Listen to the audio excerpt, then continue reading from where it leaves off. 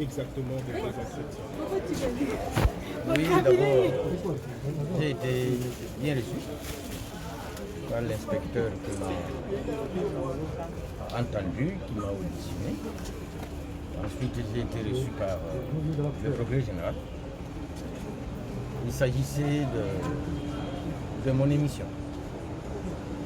Et j'ai fait à la télévision Bossolo Napolitique avec Mouton Israël. Et j'ai dit à l'inspecteur que je ne saurais répondre aux différentes questions que vous allez me poser si vous n'avez pas encore lu le livre Holocauste au Congo de Charles Onana. Parce que je n'ai fait que commenter ce qui est écrit dans le livre Holocauste au Congo de Charles Onana.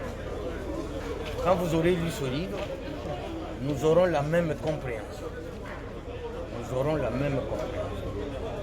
Sinon, dans le cas contraire, on risque de parler entre quelqu'un qui a des yeux et un bord. Et j'ai été compris. Alors il est question de leur donner peut-être 1 ou 2 semaines qui terminent de lire ce livre, que je n'ai fait que paraphraser. Charles Onana, le long de toute mon émission. C'est un chercheur, c'est un grand écrivain. Il n'est même pas congolais.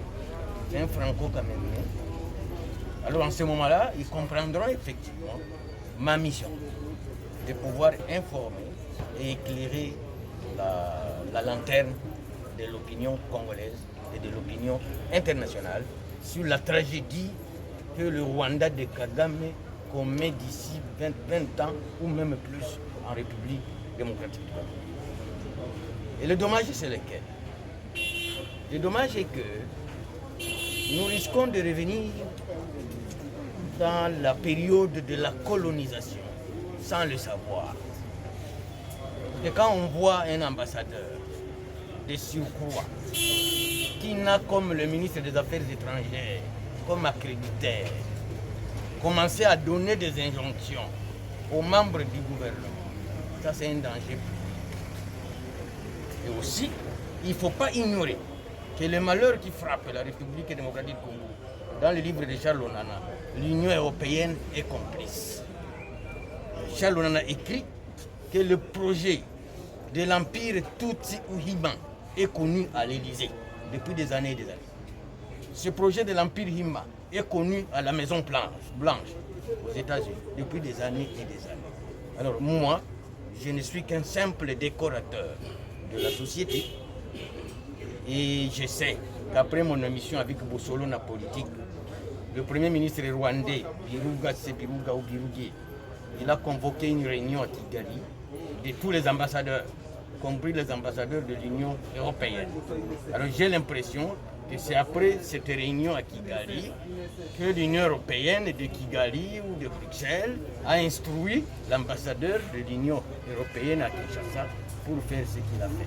Mais je crois que nous ne sommes plus une colonie ni française, ni belge, ni britannique. Nous sommes un pays indépendant.